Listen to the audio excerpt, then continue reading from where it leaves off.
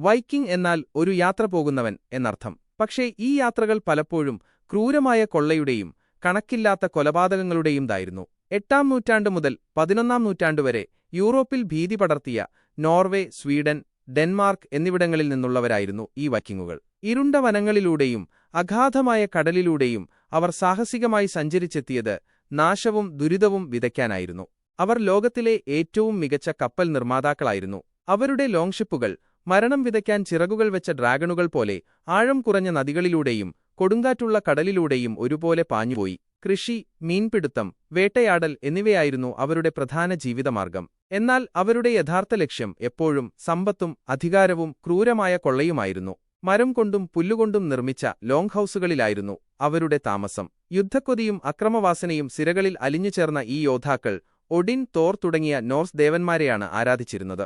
വൈക്കിങ്ങുകളുടെ ആക്രമണരീതി അതിവേഗവും അപ്രതീക്ഷിതവും അതിക്രൂരവുമായിരുന്നു. 793-ൽ ഇംഗ്ലണ്ടിലെ ലിൻഡിസ്ഫാൺ മൊണാസ്ട്രിയിൽ നടത്തിയ ആക്രമണത്തോടെയാണ് വൈക്കിംഗ് യുഗം ആരംഭിക്കുന്നത്. ഇത് ഒരു തുടക്കം മാത്രമായിരുന്നു. ശാന്തമായി ഉറങ്ങിക്കിടന്ന ഗ്രാമങ്ങളിൽ അവർ പാഞ്ഞെത്തി. സ്വപ്നങ്ങളിൽ പോലും അവർ പ്രതീക്ഷിക്കാത്ത ആ ഭീകരതയിലേക്ക് അവരെ തള്ളിവിട്ടു. വീടുകൾ അഗ്നിക്കിരയാക്കി. ആർത്തനാദങ്ങൾ അന്തരീക്ഷത്തിൽ നിറഞ്ഞുനിന്നു. നിസ്സഹായരായ പുരുഷന്മാരും സ്ത്രീകളും കുട്ടികളും ഒരുപോലെ കൊലക്കത്തിക്കിരയായി. ചിലപ്പോൾ സ്ത്രീകളെയും കുട്ടികളെയും അടിമകളാക്കി കൊണ്ടുപോയി. ആയുധമേന്താത്ത പുരോഹിതന്മാരുടെ കഴുത്തറുത്ത് സന്യാസിനിമാരെ വലിച്ചിഴച്ച് കൊണ്ടുപോയി എന്നായിരുന്നു ചരിത്രം രേഖപ്പെടുത്തിയത്. സ്വർണം, വെള്ളി, അടിമകൾ എന്നിവയായിരുന്നു അവരുടെ പ്രധാന ലക്ഷ്യങ്ങൾ.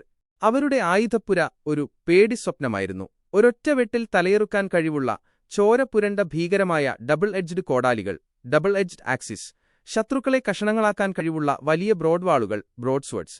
ഈ വാളുകൾ ശരീരത്തിലൂടെ തുളച്ചുകയറുമ്പോൾ കേൾക്കുന്ന ശബ്ദം ഭീകരമായിരുന്നു. ദൂരെ നിന്ന് ശത്രുക്കളെ തുളച്ചുകയറ്റാൻ ഉപയോഗിക്കുന്ന മൂർച്ചയേറിയ കുന്തങ്ങൾ, സ്പിയേഴ്സ്, തടികൊണ്ടും ലോഹം കൊണ്ടും നിർമ്മിച്ച വലിയ പരിചകൾ, ഷീൽഡ്സ്.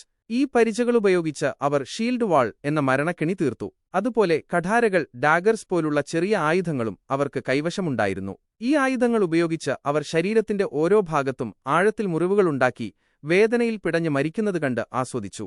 ഈ ആയുധങ്ങളുമായി Odin, Thor, Valhalla, Odin, Thor, Valhalla എന്ന് ആകാശത്തേക്ക് അലറിവിളിച്ച് മുഖത്ത് രക്തം തേച്ച് ഭീകരമായ രൂപത്തിൽ അവർ ശത്രുക്കൾക്ക് നേരെ പാഞ്ഞെടുത്തു. അവരുടെ കൊലവിളികൾ മൈലുകളോളം ദൂരം കേട്ടിരുന്നു.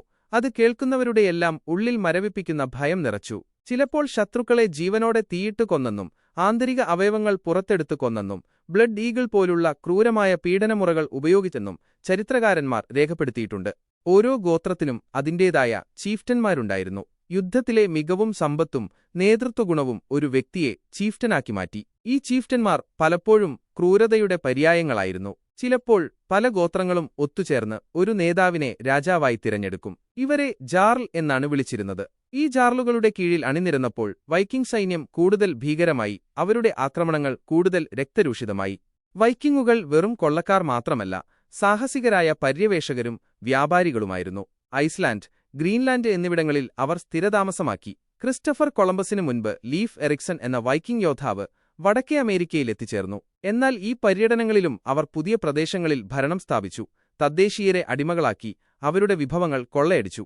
വൈക്കിങ്ങുകൾ മുസ്ലിം ലോകവുമായും ബന്ധപ്പെട്ടിരുന്നു. യൂറോപ്പിൽ അവർ തീർത്ത അതേ ഭീകരതയുമായി അവർ ഇസ്ലാമിക ദേശങ്ങളിലേക്കും കടന്നുവന്നു. 844-ൽ സ്പെയിനിലെയും പോർച്ചുഗലിലെയും തീരങ്ങളിൽ അവർ ആക്രമണം നടത്തി. ലിസ്ബണും സെവില്ലയും അവരുടെ ക്രൂരമായ ആക്രമണങ്ങൾക്ക് ഇരയായി. സെവില്ല നഗരം അവർ പിടിച്ചടക്കുകയും കൊള്ളയടിക്കുകയും ചെയ്തു. എന്നാൽ അവിടെ അവർക്ക് നേരിടേണ്ടി വന്നത് യൂറോപ്പിൽ കണ്ടതുപോലുള്ള ദുർബലരായ സൈന്യത്തെയായിരുന്നില്ല.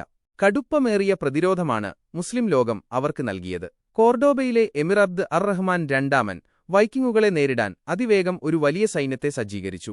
ഇസാ ഇബ്ന് ഷുഹൈദ് എന്ന സൈന്യാധിപന്റെ നേതൃത്വത്തിൽ മുസ്ലിം സൈന്യം വൈക്കിങ്ങുകളെ വളഞ്ഞു. തുടക്കത്തിൽ ചെറിയ ഏറ്റുമുട്ടലുകളുണ്ടായെങ്കിലും നവംബർ മാസത്തോടെ നടന്ന ഒരു നിർണായക യുദ്ധത്തിൽ മുസ്ലിം സൈന്യം വൈക്കിങ്ങുകളെ കീഴടക്കി. ഏകദേശം 2500 വൈക്കിംഗ് പോരാളികളെ കൊന്നൊടുക്കുകയും അവരുടെ 40ഓളം കപ്പലുകൾ നശിപ്പിക്കുകയും 20 കപ്പലുകൾ കത്തിക്കുകയും ചെയ്തു. അവശേഷിച്ച വൈക്കിങ്ങുകളെ തടവുകാരാക്കി. അവരുടെ നേതാവായ ബ്യോൺ അയൺസൈഡ് പോലും രക്ഷപ്പെടാൻ വഴിയില്ലാതെ ദയയാചിച്ചു.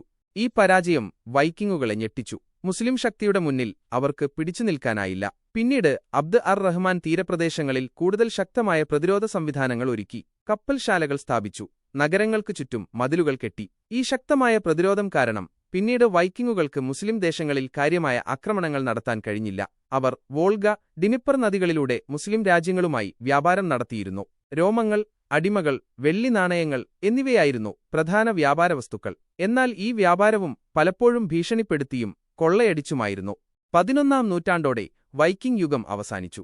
ക്രിസ്തുമതത്തിന്റെ വ്യാപനം, ശക്തമായ രാജ്യങ്ങളുടെ ഉദയം, സ്ഥിരമായ രാജ്യങ്ങളുടെ രൂപീകരണം, വ്യാപാരത്തിന്റെ വളർച്ച എന്നിവയെല്ലാം ഇതിന് കാരണമായി. വൈക്കിങ്ങുകൾ പൂർണ്ണമായും അപ്രത്യക്ഷമായില്ല, മറിച്ച് യൂറോപ്യൻ സമൂഹത്തിൽ ലയിച്ചുചേരുകയാണ് ചെയ്തത്.